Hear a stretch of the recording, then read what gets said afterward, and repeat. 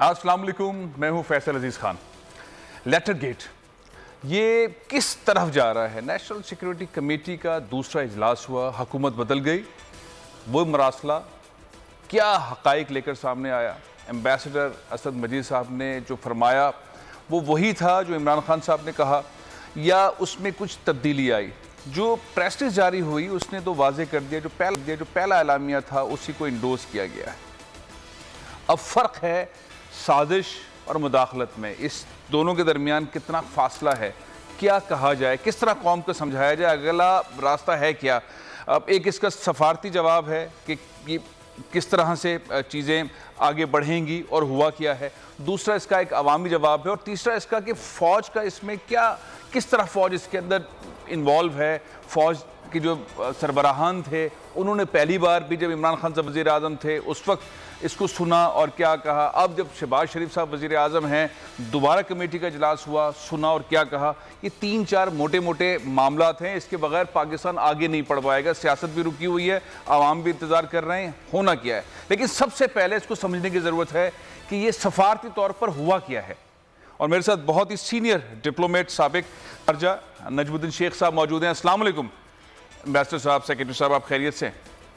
شکریہ سر، ہم اس کو آسانی سے اگر پاکستانیوں کو سمجھانا چاہیں، ایک چیز تو ہمارے ذہن میں فوراً آتی ہے، جب امریکہ کو لیتے ہیں تو ہمارے ذہنوں میں گونجنے لگتا ہے do more do more do more, اور پاکستانی قوم کہتی رہی ہے، پاکستانی حکومتیں کہتی رہی ہیں حاضر جناب، کوئی مسئلہ نہیں ہے، کرنے کو تیار ہیں، یہ ہمارے ذہنوں میں آتا ہے۔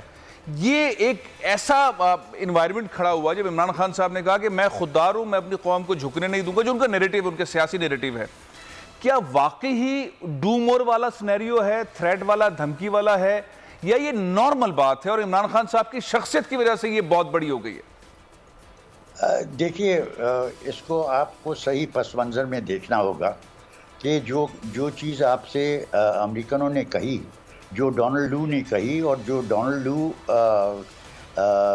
اسد مجید صاحب کے گھر پہ آ کے، کیونکہ ان دنوں میں سب ایمبیسیز، جو سب محکمے جو تھے، اسٹیٹ ڈپارٹمنٹ، ٹریجری وغیرہ، یہ سب جو بھی میٹنگز ہو رہی تھیں وہ سفارتوں میں ہو رہی تھیں، اور سفارت میں جو بھی امریکی آتے تھے اپنے ساتھ نوٹ ٹیکر لاتے تھے، اور جو سفارت والے ہیں وہ بھی اپنا نوٹ ٹیکر ساتھ رکھتے تھے، اور ان کی جو بات چیت ہوتی تھی۔ اب اس بات چیت میں اسد مجید صاحب سے کہا گیا کہ صاحب آپ، میری نظر میں ان سے کہا گیا کہ صاحب اب یہ 140 ممالک نے تو ہمارے ساتھ ووٹ کیا، لیکن 39 ممالک ایسے تھے جنہوں نے ووٹ نہیں دیا ہمیں، یا ووٹ ہمارے خلاف دیا، اور ہم چاہتے ہیں کہ اس میں تبدیلی ہو۔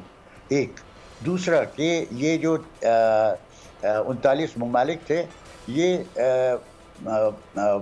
دنیا کے آدم شماری میں، یعنی پاپولیشن ٹوٹل جو ہے وہ 47% ہے دنیا کی پاپولیشن، تو ان کے لیے یہ ایک بہت ضروری بات تھی کہ اس کو توڑ کے، اور اس میں سے کچھ لوگ ہمارے ساتھ یوکرین میں جو روس نے کیا ہے، جو روس اسپیشل آپریشن کہلاتا تھا، اس کو کنڈیم کرنے کے لیے ان میں سے ہمارے ساتھ آئیں۔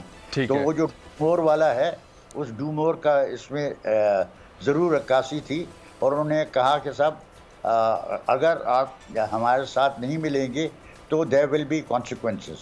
لیکن یہ دیکھیے کہ یہ consequences کے سلسلے میں یہ پیغام جو تھا یہ پاکستان گورنمنٹ کے لیے تھا، یہ عمران خان کے ساتھ کے لیے نہیں تھا، یہ پاکستان گورنمنٹ کے لیے تھا۔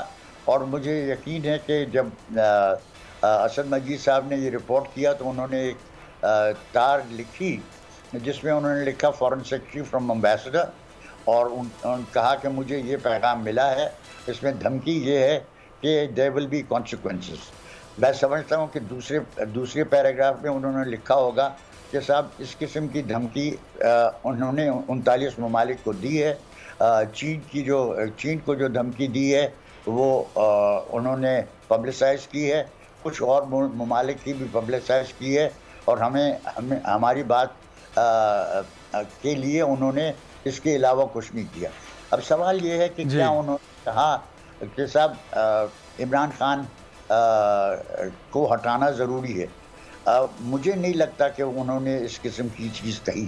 اب ہو سکتا ہے کہ کی ہو، اور ہو سکتا ہے کہ عمران خان صاحب جب اور عمران خان صاحب کے جو فالوورز ہیں وہ جب یہ انٹرپریٹیشن دیتے ہیں تو ان کے پاس کچھ جواز ہے یہ کرنے کے لیے.